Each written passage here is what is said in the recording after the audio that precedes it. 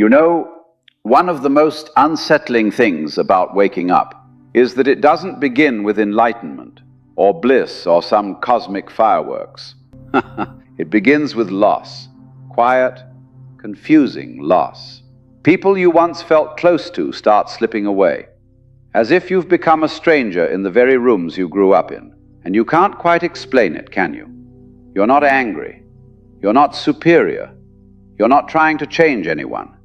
You've simply begun seeing things a little more clearly, feeling things a little more honestly. And suddenly the conversations that once felt comforting now seem strangely empty, scripted even. And here's the part nobody warns you about. The moment you stop betraying yourself in order to belong, you stop belonging in the places built on that betrayal.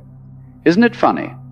You think awakening will bring you closer to people, but the first thing it does is remove the ones who only knew the dimmer version of you. It's like you finally turn up the light in a room, and instead of admiring the newfound clarity, half the furniture decides to walk out. Now then, let me put it this way. When you begin to wake up, you don't rise above anyone. You simply rise above the conversations that keep you small. And when you no longer participate in certain patterns, those patterns dissolve, and with them go the people who were attached to them. That's the real shock. Not that you've changed, but that your change reveals the foundation on which many relationships were quietly built. Some were built on your silence, some on your compliance, some on your wounds. And when those wounds begin to close, well, certain bonds close with them. You see, most people don't relate to who you are. They relate to who you were when they met you, and who they needed you to be. So the moment you step outside that frame, the picture no longer makes sense to them. They feel uneasy, threatened, confused. They'll say, "You're different," as if it's a crime. But what they're really saying is, "You're no longer holding up the world I've built around you." And this is where so many people panic, because losing people feels like losing stability. But as a matter of fact, it's only the old scaffolding falling away, making room for a structure that won't collapse under its own falsehoods. Awakening doesn't shrink your world, it clears it. And once you understand this, once you stop clinging to what is naturally drifting, the whole process becomes far less frightening and far more liberating. You see, the curious thing about awakening is that it doesn't announce itself with trumpets. It arrives the way dawn does, quietly, but undeniably. A soft widening of awareness, a subtle shift in the way you breathe, stand, listen. And at first, you might think nothing has changed. But the world reacts to you before you react to it. People sense something different, even if you haven't articulated it yet. They don't know what happened, but they know something happened. And isn't it strange how uncomfortable people become around authenticity? Not because authenticity is abrasive, but because it leaves no shadows for them to hide their own illusions. When you begin to see yourself honestly, you begin to see others honestly as well. And many people are terrified of being seen. They'd much prefer the version of you who keeps the peace, smooths the tension, laughs at jokes that aren't funny, swallows truths that burn the tongue. Awakening takes that version of you away, and so, naturally, it takes the people attached to that version too. Now then, let me put it another way. Think of a tree. When it begins to grow toward the sun, its branches stretch, its roots deepen, and certain leaves that can't receive the new light simply fall away. They don't fall because the tree is cruel. They fall because the tree is becoming what it was always meant to be. And in the same manner, when you begin to extend yourself into a more truthful life, those who cannot grow with you will drift, shake loose, and land somewhere else. This is not rejection, it is alignment. But here's where it becomes wonderfully paradoxical. Sometimes the people you lose aren't the ones holding you back. They're the ones who remind you of who you used to be. They carry memories, habits, patterns, and identities that you've quietly outgrown. And being around them feels like slipping back into a smaller self, a tighter skin. You can do it for a moment, but it itches, doesn't it? You feel the discomfort of pretending you are still who you were before the inner shift. That discomfort is a sign, a pattern interrupt, a little tap on the shoulder from your deeper nature saying, "My dear, you're not meant to shrink anymore." And so you begin stepping out of these old shapes. And some people simply don't know how to relate to the new outline of you. Not because they're bad, not because they're unloving, but because they're unfamiliar with the person you're becoming, and they're attached to the person you were. But stay with me, because this leads to an even more fascinating realization about why awakening rearranges your entire social world. And this brings us to a key point. Here's the part that often slips past unnoticed. When you awaken, you stop participating in unconscious agreements. And my goodness, you don't realize how many silent agreements you've made with people until you stop fulfilling them. Agreements to be the listener, agreements to be the rescuer, agreements to be the one who never says no, who never asks for more, who never questions the unspoken rules. You see, every relationship has a contract, not written on paper, but written in habit. And the moment you begin to live with a little more awareness, you start tearing up these invisible contracts without meaning to. Suddenly you don't respond with the same enthusiasm to someone's drama. You don't laugh at the gossip.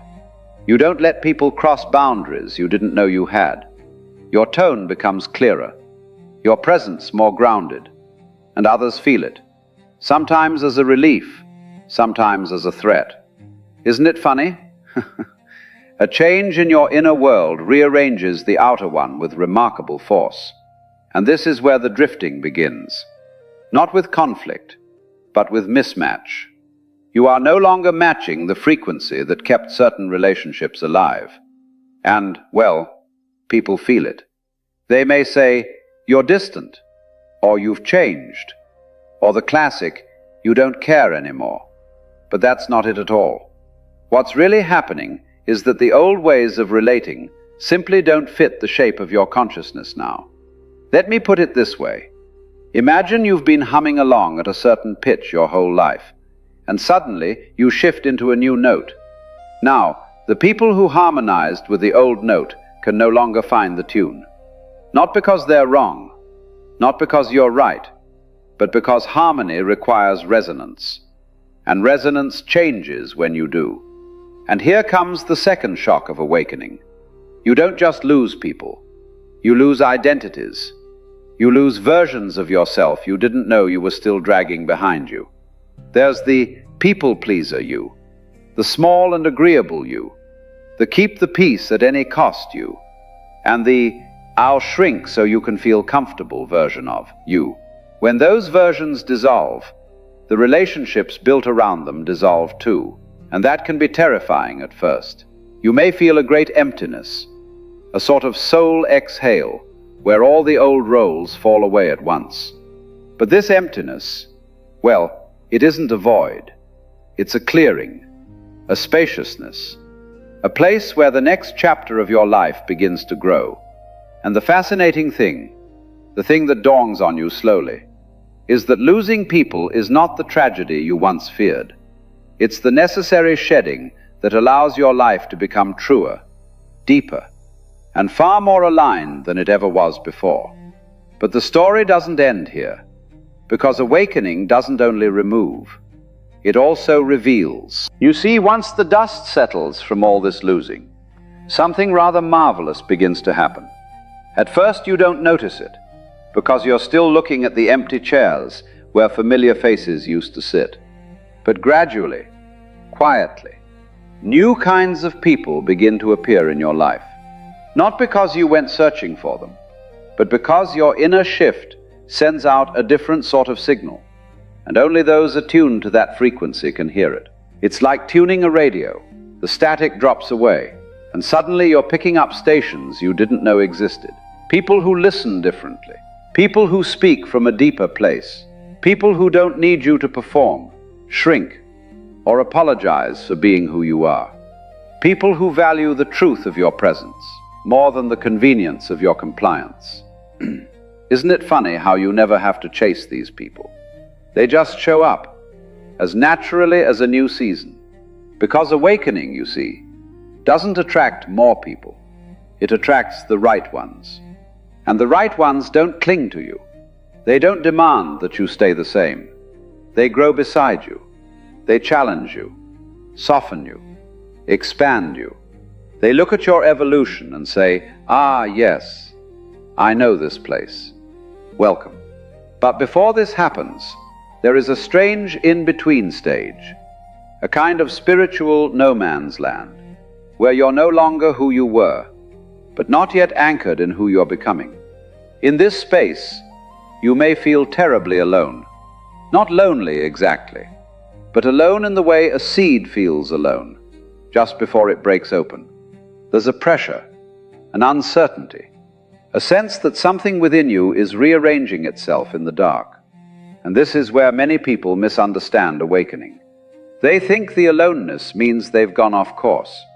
But as a matter of fact, this aloneness is the course.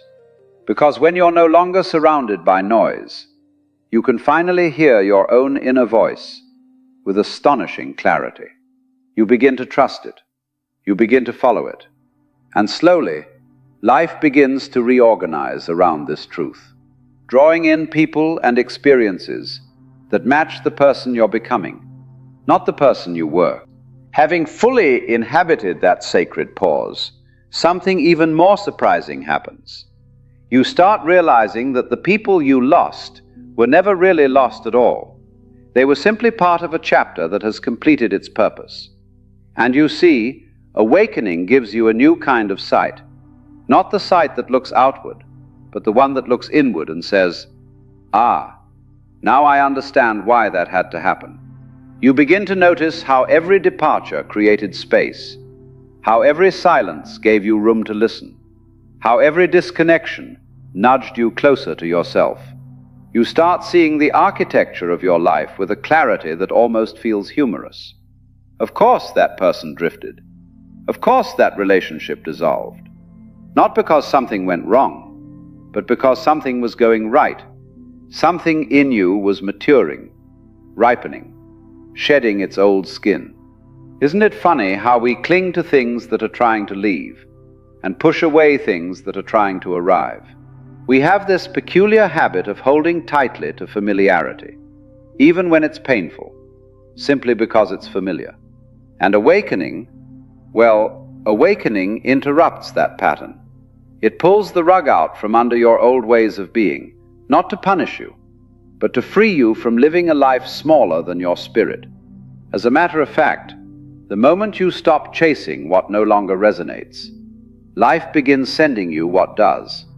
But here's the trick. It doesn't send it immediately. There's a gap, a sacred pause, where life tests your willingness to trust the process. And in that pause, you may feel abandoned. But you're not being abandoned. You're being recalibrated. During this recalibration, you discover something profoundly liberating. You no longer fear losing people. You no longer fear the shifting tides of relationships. Because once you've seen that the ones meant for you can never truly leave, and the ones not meant for you cannot truly stay, you stop resisting the natural ebb and flow of human connection. And in that acceptance, in that deep, quiet surrender, you realize awakening never takes anything from you. It only takes what you were never meant to hold. And so you see, by the time you reach this point in your awakening, something very gentle begins to settle over you. A kind of quiet confidence, not arrogance, not detachment, just an ease, a lightness. The sense that you no longer need to force anything to stay or convince anything to go. You begin to understand that relationships, like the tides, have their seasons, and that love doesn't disappear simply because form changes. It just finds new pathways. Isn't it curious how peaceful life becomes once you stop gripping it by the throat? Once you stop demanding that people play the roles you assign them in your imagination. Awakening teaches you this. People are not possessions, and connections are not contracts. They are living, breathing movements of the universe, flowing through your life at the exact moment you're ready for them, and flowing out when the lesson is complete. And here's the most beautiful part of all. As you awaken, you stop measuring the value of relationships by their duration. You begin to feel grateful even for the brief ones, the ones that lasted only a season, because you see their place in the tapestry of your becoming. You recognize that every person who came into your life was a teacher, some showing you love, others showing you fear, many showing you yourself. Now then, when you truly grasp this, you stop mourning the departures. You stop resenting the distance. You stop asking, why did they leave? And begin asking, what did their presence reveal? And my goodness, what a shift that is. It turns sorrow into wisdom. It turns loss into clarity. It turns endings into sacred space. And in that sacred space, something extraordinary happens. You become whole, not because of who stays with you, and not in spite of who leaves, but because you finally come home to yourself. The noise falls away, the performance dissolves, and you discover that the essence of awakening was never about losing people.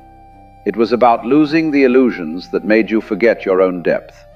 And once you stand in that depth, once you live from that center, life no longer feels like a series of losses. It feels like a steady return to truth.